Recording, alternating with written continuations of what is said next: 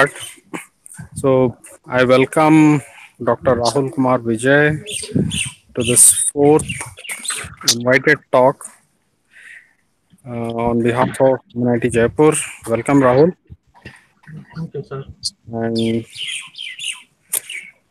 I would request Poonam to introduce you to the audience.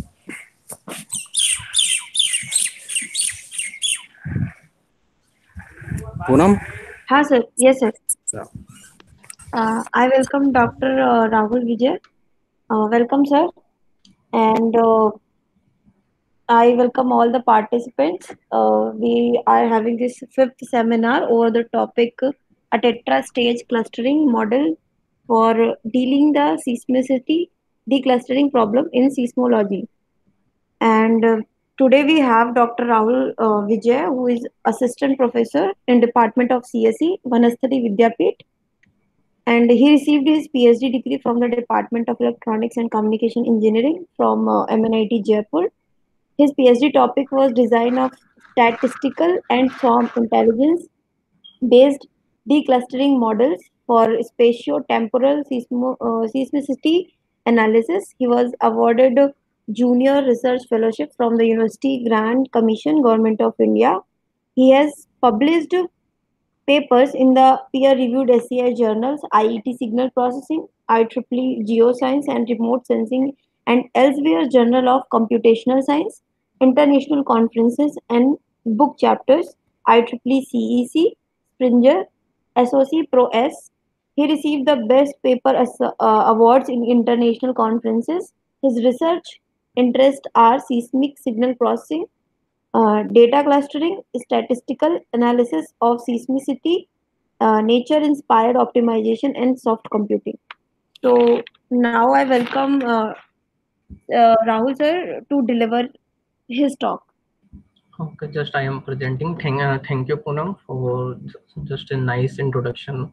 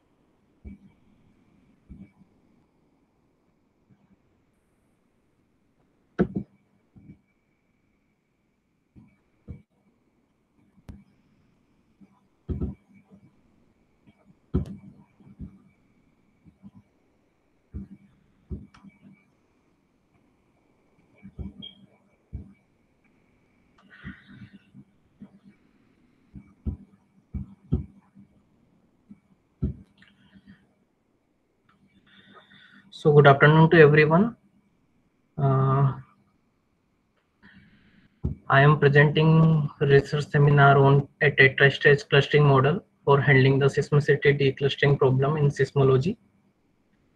Am I audible to all of you? Yes, sir, you are audible, but your screen is not visible. Okay.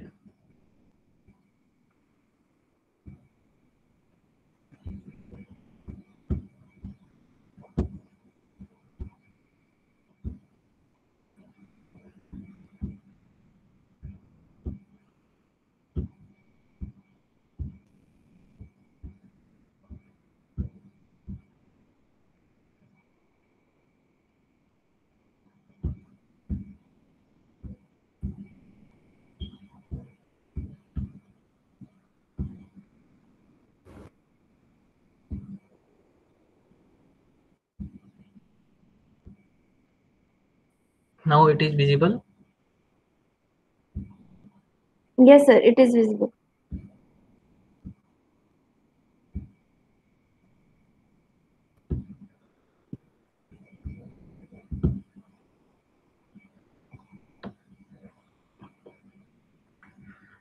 So, okay, in this presentation, we will talk about a tetra-stage clustering model for handling the seismicity declustering problem in seismology.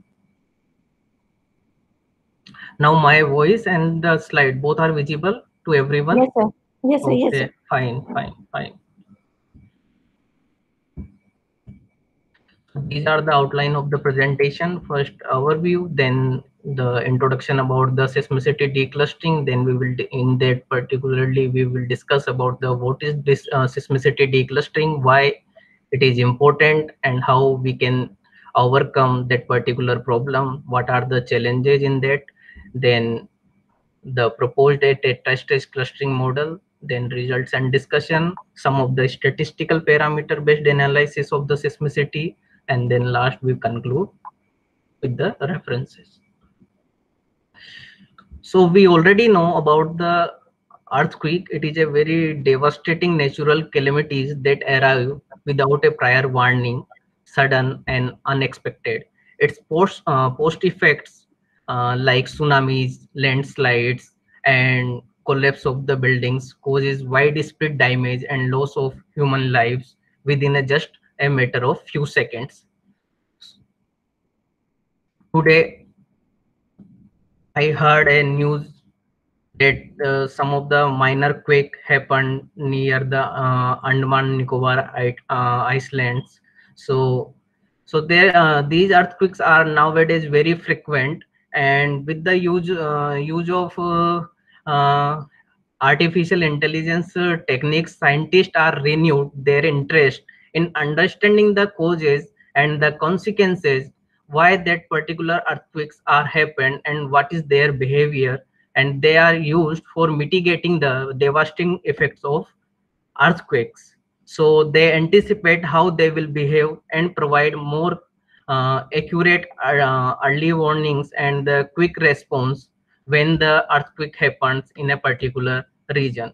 So ultimate goal when we talk about the earthquake is basically a prediction that where and the when it happens, but still it is a very challenging task to predict an earthquake. So we can turn around the that particular challenge of prediction in reliable forecast, where we have to just forecast the earthquake at a particular site, that what is the earthquake probabilities that in particular zone in terms of the seismic hazard map. So we have to develop this accurate seismic hazard map for a particular region, so that we can tell what is the probability of the occurrence of that particular earthquake. So for that purpose, we can guide the instrumentation engineer to construct the earthquake resistance buildings.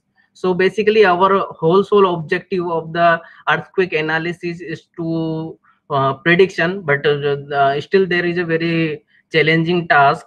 So we can use the massive amount of earthquake data set, and with the help of artificial intelligence techniques, we can develop the we can accurately or reliable forecast we can achieve by developing the accurate seismic hazard map. So in those circumstances, seismicity declustering play a very important role.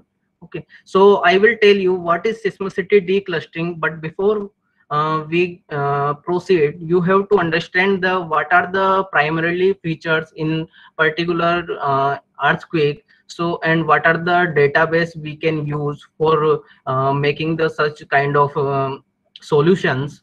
So earthquake catalog, we can say earthquake database, where the seismic monitoring station records some ground motion from the seismic waves created by earthquakes by utilizing sensitive seismographs. So we record a number of earthquakes happened in a particular region. So seismographs records from the seismic monitoring stations can be used to determine the accurate location of a particular earthquake, what is the time, origin time, and the magnitude, what kind of intensity it has, and the some of the other geological characteristics of an earthquake. So the seismic monitoring station play a very important role to record the such a massive amount of earthquake data set in very accurate manner. Okay.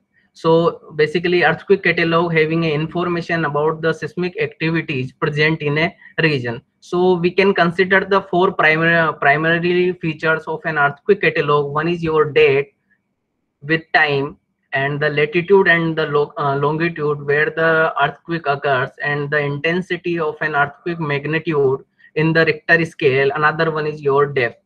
So in detail we can discuss the origin time, basically a start time of an earthquake rupture or it begins. So starting time or origin time we can calculate by arrival time of the P wave minus the travel time of P wave. In this particular picture, you can see the earthquake seismic wave. We can categorize into different waves, P wave, S wave, and the surface wave, where we can determine the exact time of that particular P wave. And from that particular time of the P wave, we can minus that the travel time of P wave to reach how much time it will take to reach the seismic monitoring station. So from these two calculations, we can determine the origin time of an earthquake. Then magnitude, basically magnitude is tells about the intensity of an particular, or we can say relative size of an earthquake. It basically measured in terms of the Richter scale developed by that particular scientist, and it is a logarithmic of the amplitude of the waves which are recorded by seismograph. So magnitude also play a very important role in earthquake databases. Then hypocenter, we can say focus or depth. So an earthquake hypocenter is the position where the your uh, energy of your seismic energy is first time released. So that is your hypocentral, or we can say focus or the depth.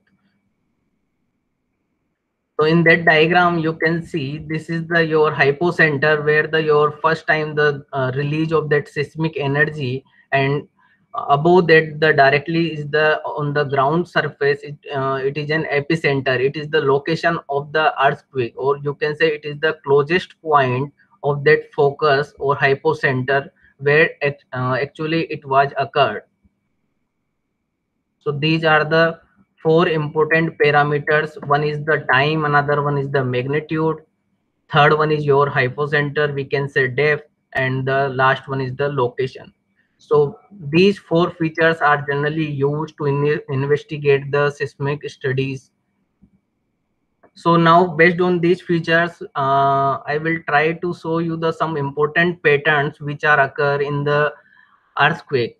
So I have taken the very two prominent earthquake. One is happened in the Tohoku, Japan in March 2011. Another one is the Nepal, Kathmandu, happened in 25th of April 2015. So in that you can observe some sequences. There is a one big earthquake at the magnitude 9. There is a sum of the events before to that. These are called foreshocks because it occurs before to that main shock. So you can consider these red sequences as a precursory, or you can say some indication of the happening of that big earthquake at the particular time. So with respect to time, we can consider these red points as a foreshock, and these are the indication that there is a maybe a chance of a one big earthquake. So you can say these foreshocks one indication of the one main shock. Another one, after the main shock, some of the this particular main shock triggers the lot of earthquakes nearby in time with respect to that main shock. Some of the events which are decay with respect to time. So you can consider that particular main shock having a some foreshock, and that particular main shock having some aftershocks. So we can generally categorize the events which are occur before to that main shock termed as foreshock, and some of the events occur that particular main shock termed as aftershocks.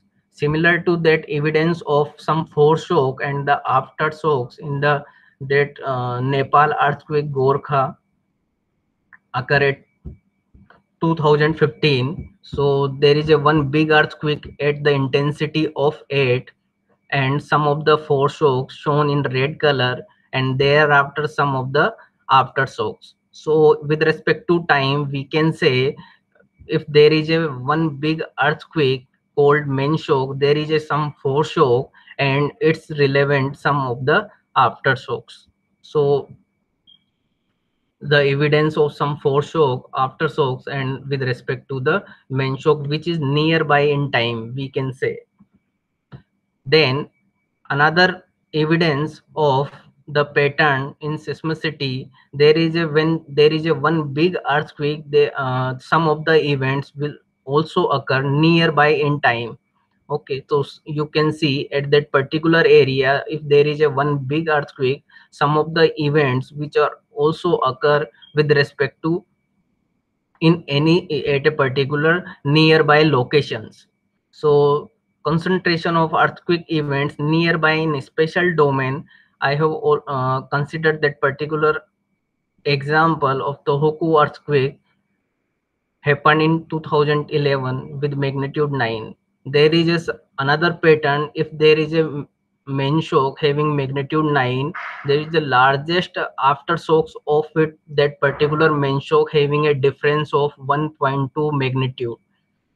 So we can say the if there is a main shock of having a magnitude 9, what should be the its first largest aftershock magnitude?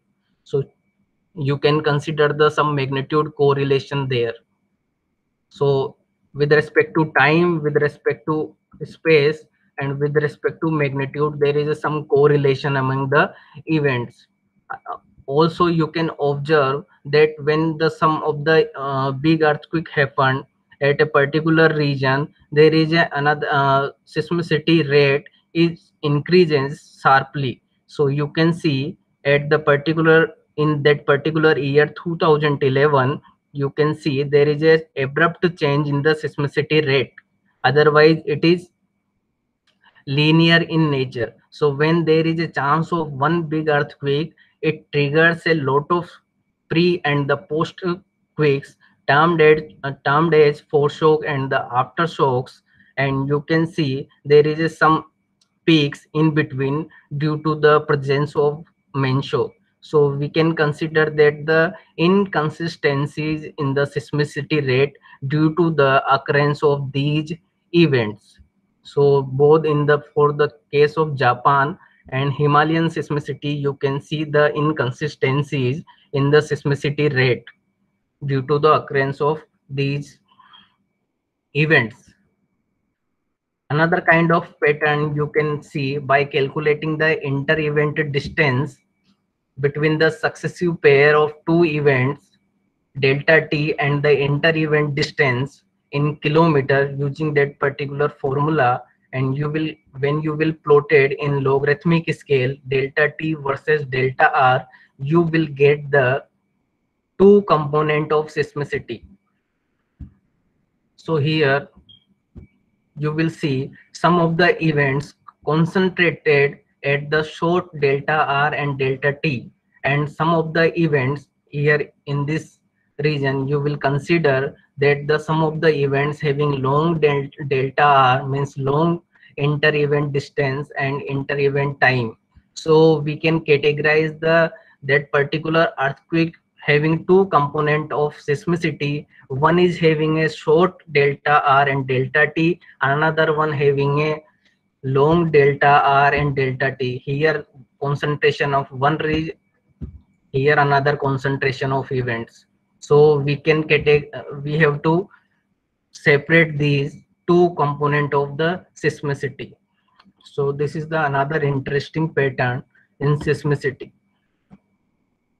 Now when we try to correlate it in 3 dimension, talking about the spatial domain, time domain, and the magnitude domain, you will see with respect to inter-event time, if very less amount of inter-event time you will consider, you will get it here, because very low values, it means some of the events having a very less inter-event time. What it means some of the events are occurred in a very short duration, so you will get the less inter-event time. At the same time, you will get the very less inter-event distance at here at the same position when you will calculate delta r.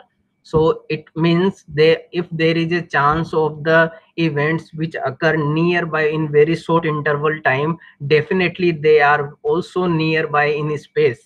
That's why you will get the very less inter event distance. At the same place you will get these kind of dip.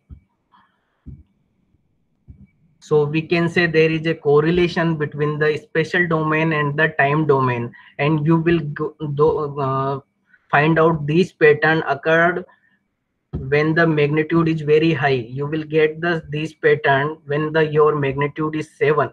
It means when your there is a one big earthquake happened, there is a nearby in a very short amount of time and very short amount of distance, the events the events you will get very less inter event time, and at the same position you will get the less inter event distance.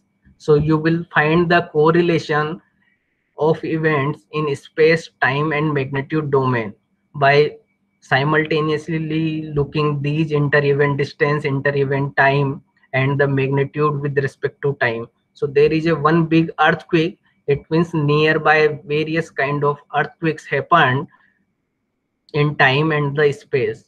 Similarly, you will get here, you will consider, I have taken this example of the Himalayan seismicity where you will get there is a one dip, and same position there is in the space you will get the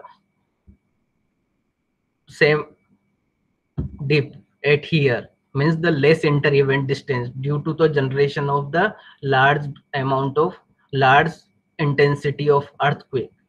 So this kind of correlation will provide you the development of the future reliable forecast, where how you will organize the spatial temporal seismicity, and by correlating these features. Similarly, in case of Japan, you will got the similar kind of patterns. So by looking these evidences of the earthquake events in the spatial magnitude and the time domain, we can now categorize the events.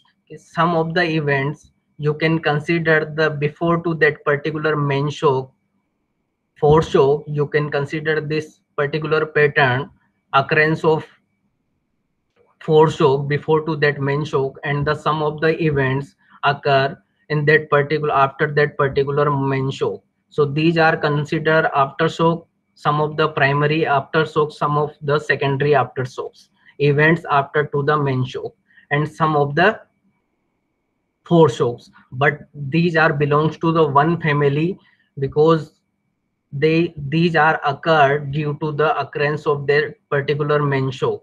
So you can consider an family of an earthquake cluster where these particular foreshock and the main shock are dependent on that particular main shock in multiple domains.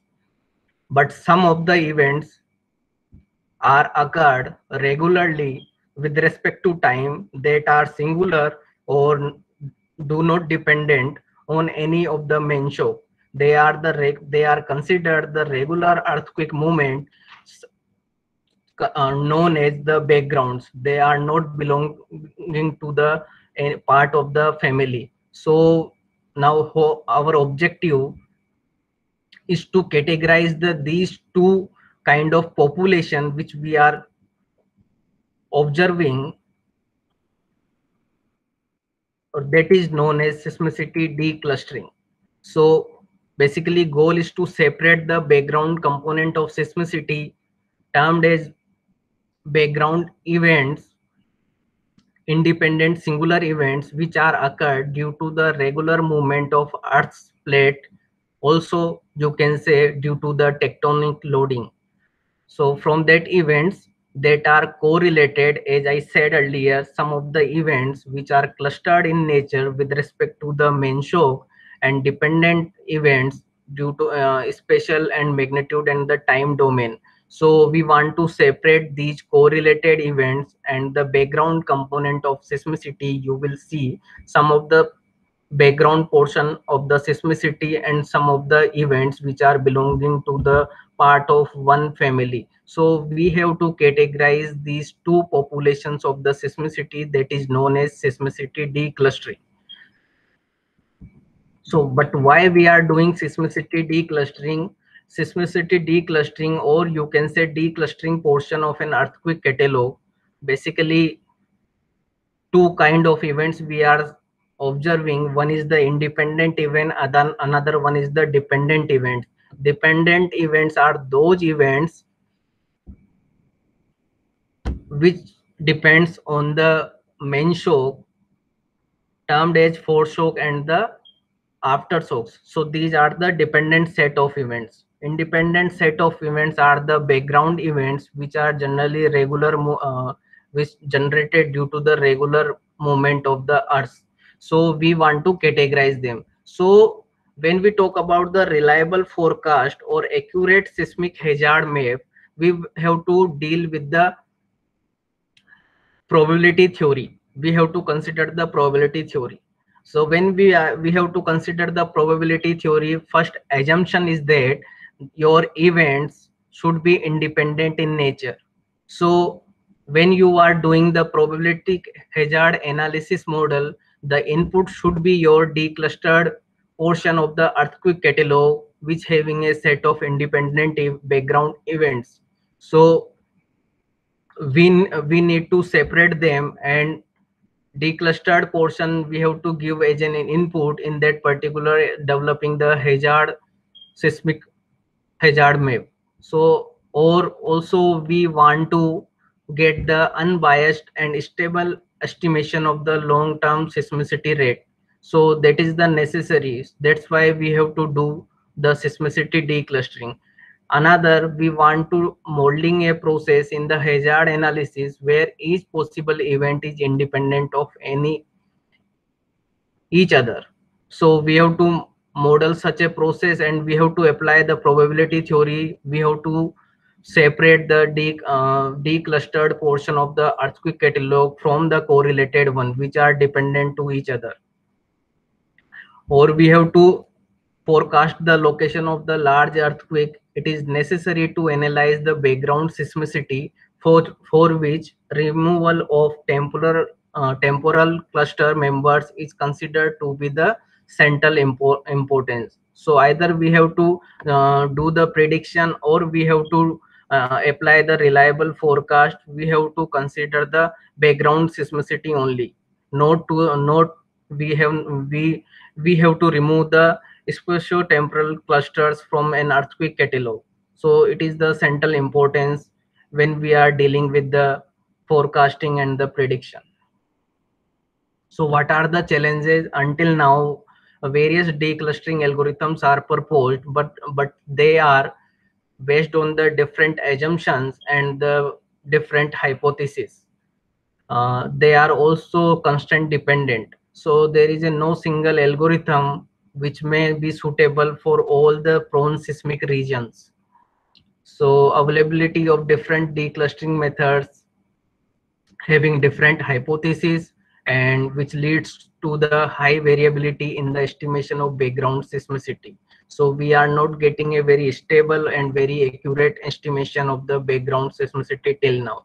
So we have to develop the such kind of models by using the technique of artificial intelligence, or latest unsupervised declustering techniques, to develop the model which provides a more accurate estimation of the background seismicity, so that we can consider it in developing the reliable forecast or accurate seismic hazard map by considering the all the features which are present in your earthquake catalog. So by considering these challenges, a model which is proposed, a tetra-stage clustering model. So our objective remains same: identification of an earthquake event, either as foreshock and aftershocks, or isolate it from the singular background events which in a region of study, also known as declustering. So this is our objective. That's why we proposed a tetra-stage clustering model, and the characteristics are, as name suggests, it is having a 4 stages of clustering: depth, time, coordinate, and magnitude. These 4 features we are considering in that particular model. Another, here we are separately treated the shallow and the deep focus earthquake, and the high magnitude events are selected as a clustered centroid, and applying the concept of K-means clustering algorithm with single iteration distance function for measuring the similarity. This particular model is applied on the catalog of Himalaya, Japan, and the Taiwan, and the model also compare it with benchmark declustering approaches which are in the existing literatures. So this is the proposed log diagram, having, you can see, 4 stages: first, second, third, and the fourth. So here you will see in the first stage we are considering the depth only. In the second stage we are considering the time. In the third stage we are considering the location of an earthquake, and in the fourth stage we are considering the magnitude. So these 4 features are considering in each stages, and based on these we are trying to solve our objective. So for that, in detail, we have considered this the case study on Himalaya, because in Indian perspective, that particular Himalaya catalog is, that particular region is very important. So by mentioning these characteristics, considering the special window in this region, considering the range of the latitude and the longitude, time interval considered from 1990 to 2015, magnitude from 0 to 10 in the Richter scale, the depth considered from 0 to 1000 kilometer, and the total number of events which I got 16,253, and the catalog is downloaded from that website. So in stage first,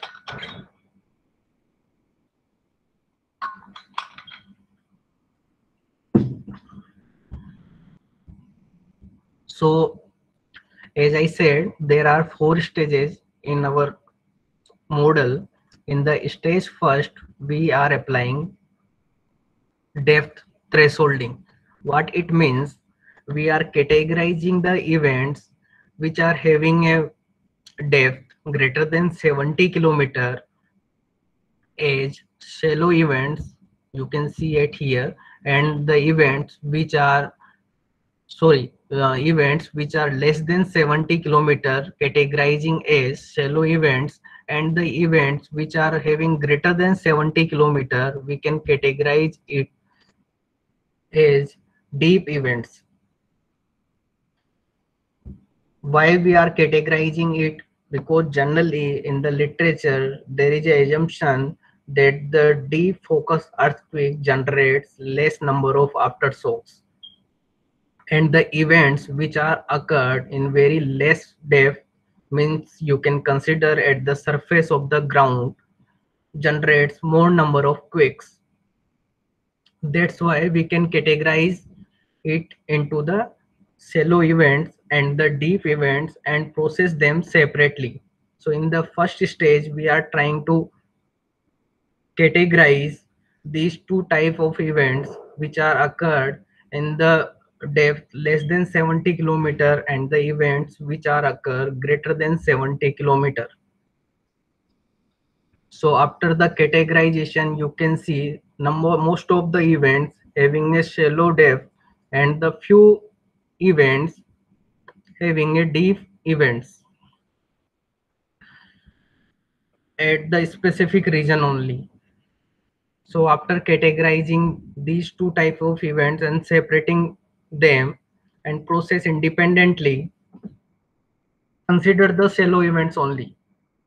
So then after the shallow events, consider the cluster centroid 9 which are having a magnitude greater than 7.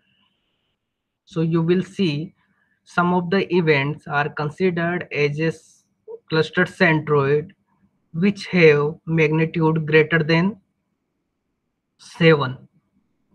So here you will see the position of each one of the cluster centroid, and these clusters, 9 cluster centroid, are selected from the shallow seismicity because it generates the more number of quakes. So you will see the earthquake epicenters and identified clustered centroid. Here we already considered that particular centroid occurred in 25th of April 2015. Here you will see. So in the stage first two, one is the depth thresholding, then the cluster centroid identification. Then move on to the stage second, which is the temporal cluster identification. So time domain cluster identification, what we are trying to do, the events after the selection of clustered centroid, and on the basis of clustered centroid you will see in this we want to categorize them in the time domain. So events which are occur nearby to that particular centroid considered as a one temporal cluster, so that total number of 9 cluster centroid are there. So we have categorized that event into the 9 cluster. You can see in different color. So temporal clustering is applied on the events based on the given cluster centroid. After the clusters temporal clustering, we applied the time zone clustering, means events within the temporal cluster very near to the cluster centroid. You can see in the black color, which is very nearby to that particular cluster centroid, and which are far away that particular cluster centroid.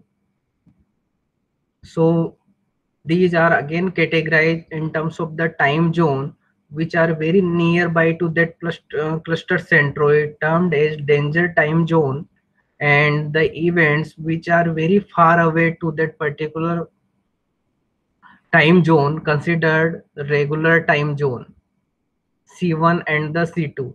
So here in stage second, we got two types of events. One is regular time zone events, C1, and another one is the danger time zone events called C2, which is very nearby to that particular cluster centroid in black color. So after the time zone categorization, C1 and C2 applied, is in stage third, coordinate based cluster identification.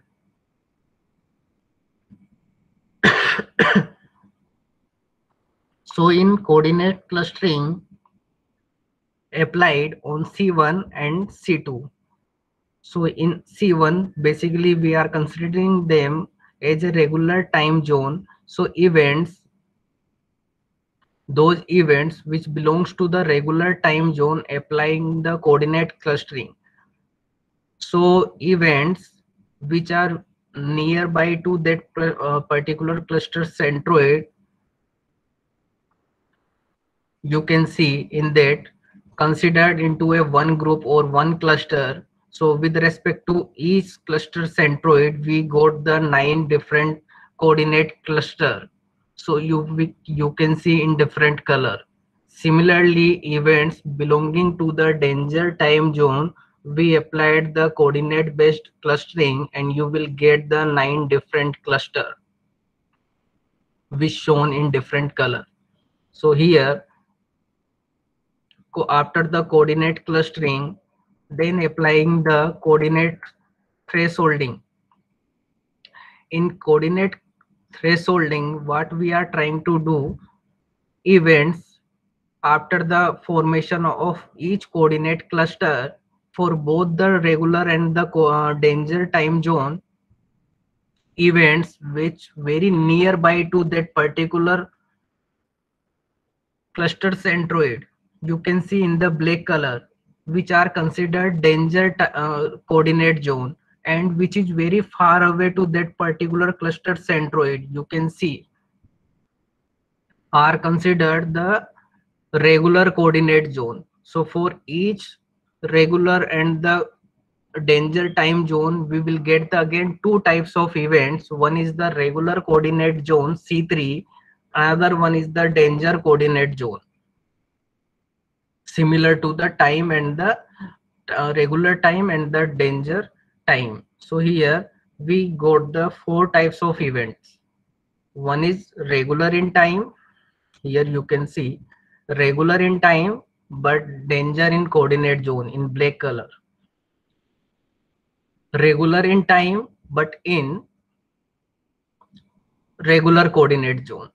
Here danger in time but regular and the danger coordinate zone. So here you will see we can categorize the events. C1 C2 means the regular time zone but regular coordinate zone, regular time zone but danger coordinate zone. C2 danger time zone, regular coordinate zone, danger time zone but in danger coordinate zone. So we get the four cluster type, either events belonging to C1 and C3, C1 and C3, regular time zone and regular coordinate zone, C1 and C4, regular time zone and danger coordinate zone, C2 and C3, danger time zone and regular coordinate zone, C2 and C4, danger time zone and danger coordinate zone. So after getting these four types of category of events based on the time domain and the coordinate domain clustering, now if the events belonging to the danger time zone and the danger coordinate zone, they directly consider the aftershocks. But the events having regular time zone but danger coordinate zone or danger time zone and the regular coordinate zone. So another magnitude based cluster identification schemes are applied, because there is a again confusion ki what kind of events we consider it aftershocks and the backgrounds, because they are in regular time zone but danger coordinate zone, danger time zone and regular coordinate zone. So magnitude based cluster identification schemes are applied on the events belonging to the 2, 2nd and the 3rd. Then events belonging to the category 1 in the regular in both the dimension, then consider the magnitude threshold, and on the basis of magnitude threshold we are trying to differentiate the foreshock and the aftershocks. In the last stage, stage 4, magnitude based cluster identification schemes are applied. One is magnitude thresholding on the category of events belonging to 1, C1 and the C3. So considering the magnitude threshold, which is the mean of the magnitude of aftershocks, and the events if magnitude is greater than of this, consider them as aftershock, and magnitude if the less than of that magnitude threshold, considered the background. then applied the magnitude based clustering on category 2 and the third belonging to this C1, C4 and C2, C3. Then again we are getting two types of zones. One is the regular magnitude zone and the danger magnitude zone. So events belonging to the regular magnitude zone, after applying magnitude based k-means clustering, we got background events and the aftershocks events.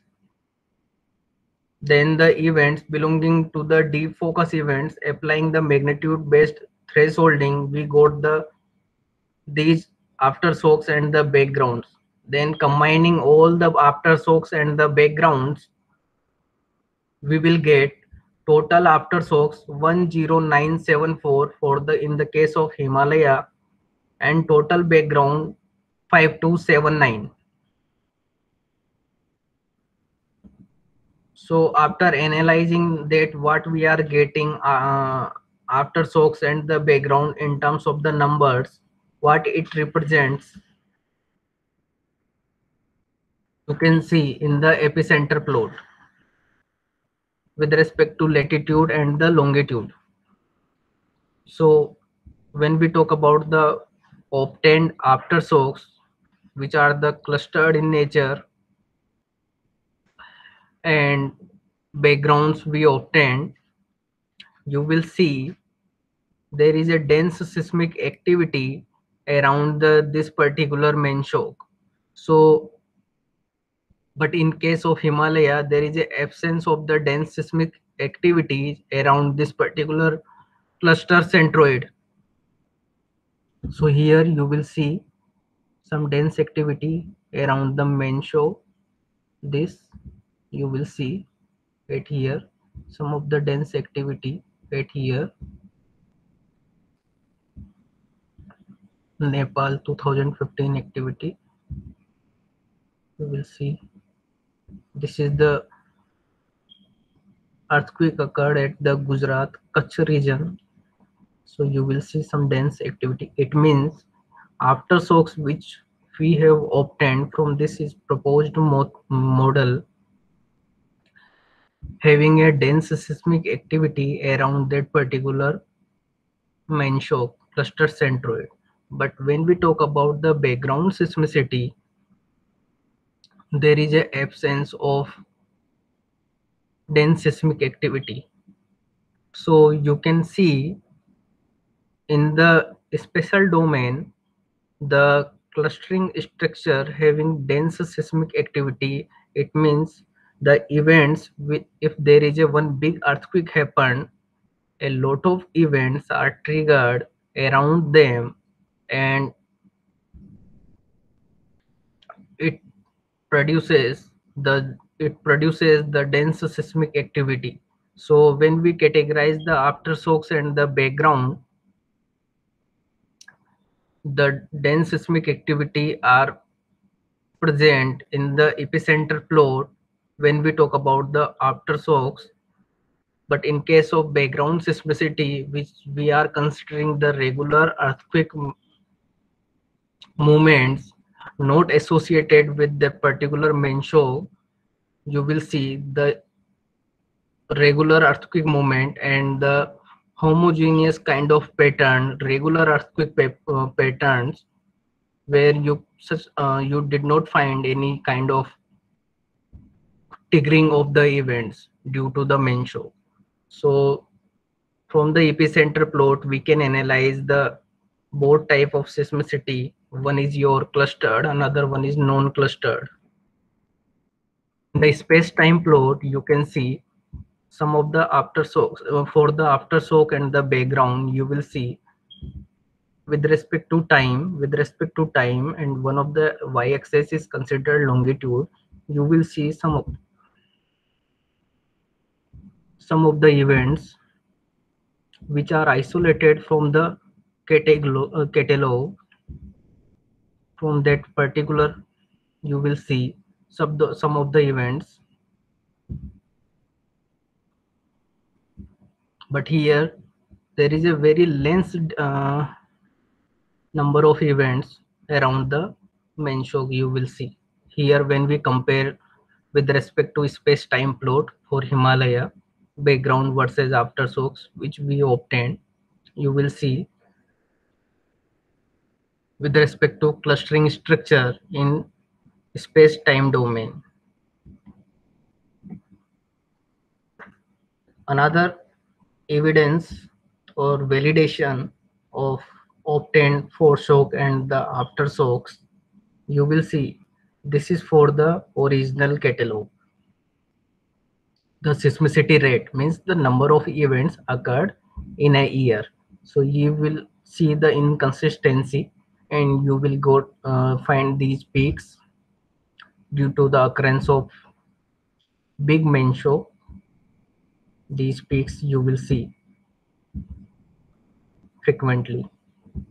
So there is a very large number of events are triggered in that particular time due to the occurrence of main shock.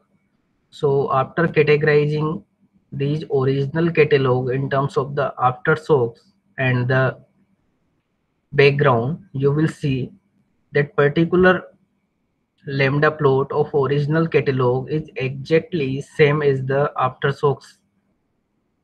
So you will see there is a match of the seismicity rate of aftershocks with original catalog. So you will see these two are same, but in case of backgrounds there is a, you will see there is a absence of peak, means you have correctly isolated the background events from the clustered events. So these two patterns are mostly similar when we talk about the seismicity rate, which is inconsistent. But when we talk about the background seismicity rate, which are considered homogeneous, uniform, and not affected with the occurrence of this particular main shock. So in the cumulative plot, same things are justified. When the occurrence of one big earthquake, you will see there is a slightly change in the seismicity rate. Here you will see this abrupt change in the seismicity rate when the occurrence. So same for the total events and for the big aftershocks, you will see the exact matching of the these two cumulative rate. But when we talk about the background seismicity rate, you will observe there is a no abrupt change in the seismicity. It looks like a linear because it is unaffected from the occurrence of the main shock. So you will get the approximately linear kind of pattern in the cumulative plot. Now that particular model also evaluated on the Taiwan and the Japan region, where we have considered the few of the big earthquake as a clustered centroid, as you see in both the pictures. One is for, this is for the Taiwan, this is for the Japan. Here you will see the pattern of the total and aftershocks and the background seismicity. As I said, we are getting the linear background seismicity rate for Taiwan. Similarly, for lambda plot, we are getting the, for the seismicity rate, total events and the aftershocks both are matching or close to each other. But when we talk about the background seismicity rate, it is homogeneous in nature, or you can say, you can consider it as a uniform, not affected with the main shock. So we can after applying these on these three catalogs, we got the satisfactory results. Also, we have compared it with the benchmark declustering algorithm, which is available in the literature. Then move on to the another kind of validation and the justification investigation of the seismicity based on the some statistical parameters. One is the coefficient of variation, mostly used to analyzing the seismicity in the time domain, given as standard Itigen ratio of standard deviation and the mean of the inter-event times, delta t. So we can determine the coefficient of variation based on the inter-event times by calculating the standard deviation and mean of that inter-event times. Or inter-event times basically a difference between the occurrence of two successive earthquake events. So it helps coefficient of variation to discriminate the three different classes of seismicity. One is, if your coefficient of variation is 0, then your earthquake time series is considered to be periodic in nature. It means delta t is constant in those circumstances. If your time series having a delta t which is almost constant, then your COV is 0 and your process or the time series is considered periodic in nature. But if your time series is follow the Poisson process and having a negative exponential distribution, then approximately your coefficient of variation is equal to 1. And on those circumstances, the cumulative rate is linear with respect to time. And the third category, when your process follows a power law distribution with respect to time and it grows with a particular definite amount of time interval capital T. So that particular statistical parameter are used in the time domain and distinguish these three categories of the events. The background seismicity are considered in this category, second category. Aftershocks are considered in the third category. So background seismicity events are independent in nature, and when the events are independent in nature, they can be modeled as Poisson process having a negative exponential distribution, and for which your coefficient of variation should be 1. So it is the validation also. If you are getting background events and the coefficient of variation if x approximately equal to 1, then you can say your background seismicity are belongs to the homogeneous Poisson process. So we have calculated the coefficient of variation and applied that particular coefficient, that particular statistical parameter. So you will see in that particular figure where histogram for calculating the probability density function of inter-event time, and this particular histogram are best fitted by a negative exponential function. So we can say that your background events are homogeneous Poisson process, and the consistent or uniform lambda rate for after curve fitting you will get 0.6042, because it is negative exponential. That's why you are getting that particular negative sign. So the consistent uniform seismicity rate for the background you can determine from curve fitting toolbox, curve fitting of this x negative exponential histogram, and you will get 0.6042.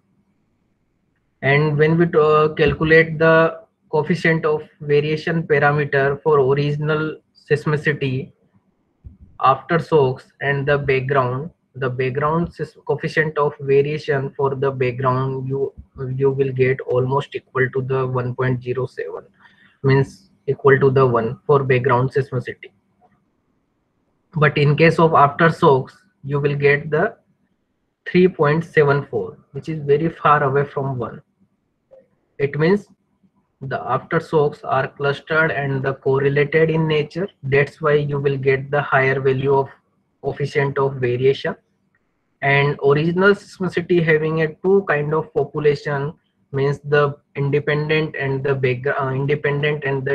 dependent events, means the clustered and the non-clustered events in the time domain that's why the coefficient of variation lies between the aftershocks and the background intermediate value.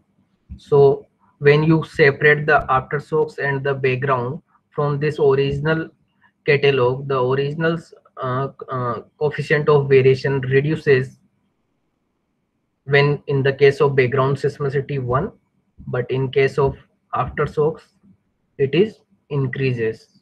So you can justify the results or analyze the seismicity in the time domain from this parameter and determining the accurate seismicity rate by this curve fitting toolbox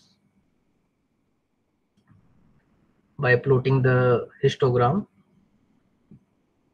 Another one is the Morsita index, which is basically used to investigate the seismic activities in the spatial domain. So it quantifies the degree of the spatial clustering present in the earthquake data set. So it is computed on a grid of Q cell, you can say quadrant, by changing the size of the delta, which is superimposed on the points of the your studied data set. The index measures how many times it has to randomly select m points which belongs to the same cell. Then in case of the random distributed generated from a Poisson process. So this is the formula for calculating the multi-point Morsita index. M depends on the how many number of events you are selecting in a particular quadrant. Delta is your quadrant size, length of the diagonal. Q is the number of the quadrants necessary to cover the region of study. Ni is the number of the points that belongs to the ith quadrant or the cell. N is the total number of events present in your earthquake data set.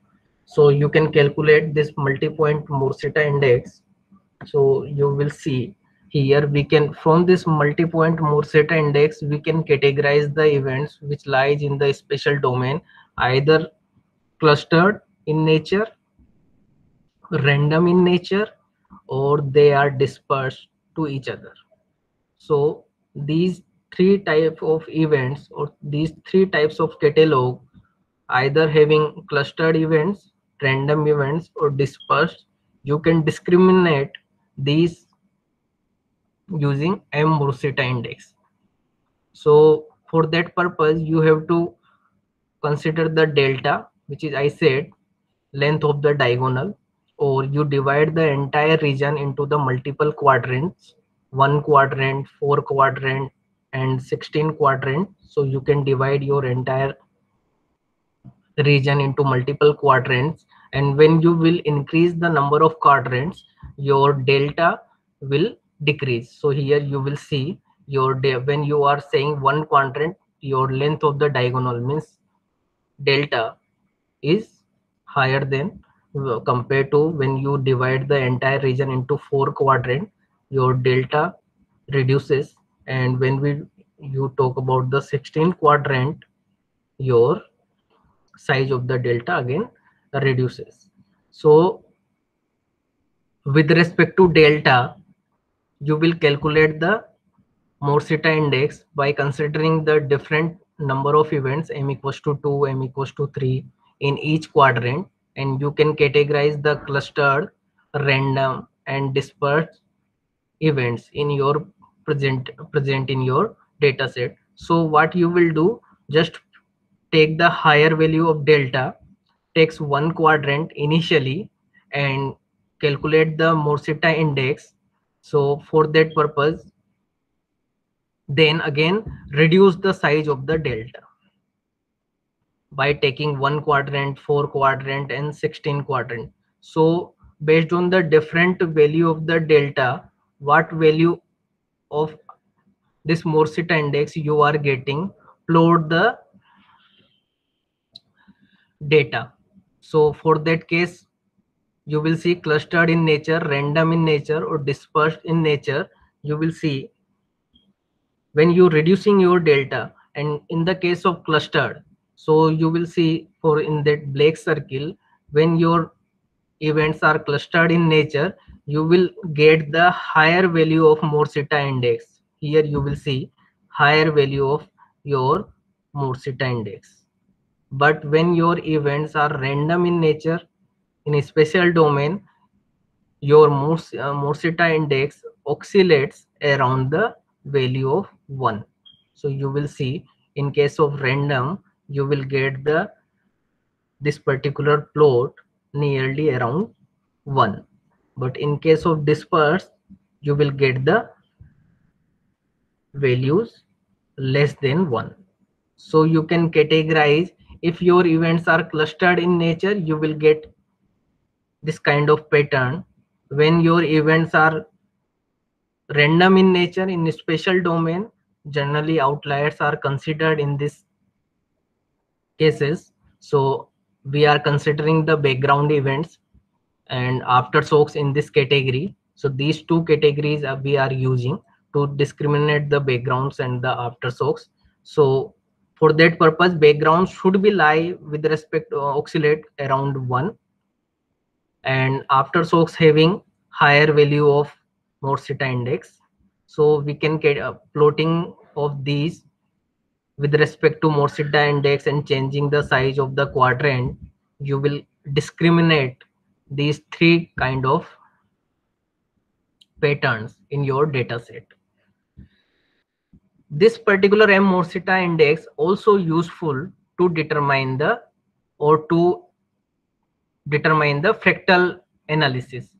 So you will also do the fractal analysis from that Morsita index, where that particular Morsita index are proportional to this particular quadrant size m minus 1 dm minus e, where e is your Euclidean dimension, which is considered 2.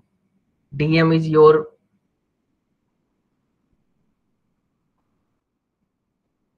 this Renyi generalized dimension.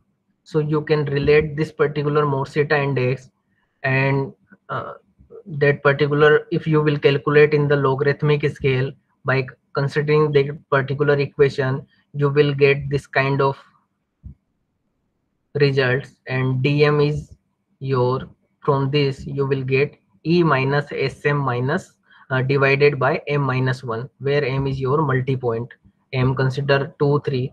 So here, by calculating or plotting the logarithmic scale of Morsita index and logarithmic scale in the that particular diagonal delta, you will get some kind of linear pattern. This is the linear equation.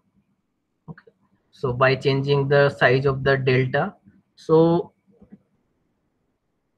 this particular equation or that particular fractal analysis are used in earthquake cases also. Here you will see these kind in logarithmic scale. I have plotted the delta versus this logarithmic scale of Morsita index for different value of m. So you will see different values, and in case of this is plotted for the total events, this is plotted for the aftershocks events, this is plotted for the background events. So here you will see that for the background events you will find the less value compared to the your aftershocks events. Here it will starts from 5, but in background events it starts from 4, and total events starts Morita index from 4 to 5. So I said clustering structure having your total seismicity having both kind of structures, both kind of patterns. So that's why its value lies between 4 to 5. Its value greater than this, and you will get the less value compared to these two kind of pattern in case of background seismicity for all the different values of small m. And the Morita slope Sm is determined from that particular slope. You will see this particular slope. So we have determined the value of that particular slope, and this is your Morita slope known as Sm. Here you will see this particular Sm in logarithmic scale Sm negative value. So for the true aftershocks and the background, we applied it for the Philippines catalog. So here you will see this is for the true catalog, this is for the background events. So you will see there is a very less change in the true catalog and the background events, because it shows that particular SM, the Morita slope is used to the fractal analysis by relating it with this equation. So the fractal analysis says that the true catalog having a same fractal behavior compared to the aftershocks of this background events. So these two true catalog and the background events having a same fractal behavior by observing that particular table or that particular Morita slope SM. So you will see for different value of m. So that Morita index is also useful to do the fractal analysis of earthquake events, not only the clustering, to find out the clustering structure or validating the results. So we can see the background seismicity is modeled as the homogeneous Poisson process in time domain based on the coefficient of variation or the lambda plot and the cumulative plot which I got. The tetrastage clustering model works only considering the occurrence time, location, magnitude, and the depth information present in the earthquake catalog itself. Means we are not considering the other geological parameters. We are considering the parameters which are part of the earthquake catalog, like occurrence time, location, magnitude, and the depth information. The statistical parameter COV and the Morita index are effectively used to investigate the characteristics of all type of seismicity component, either in time domain and the spatial domain. That particular model performance also evaluated on the prominent earthquake catalog like Taiwan, Japan, and California, and the results are found satisfactory.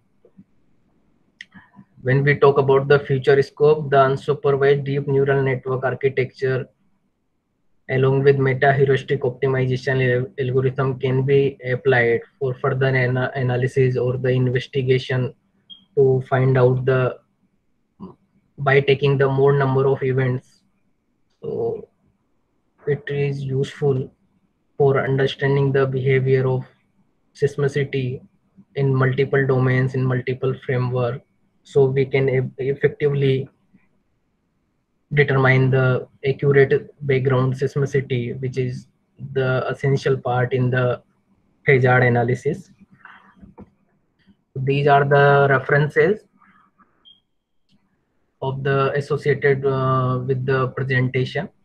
Some of the papers which already published.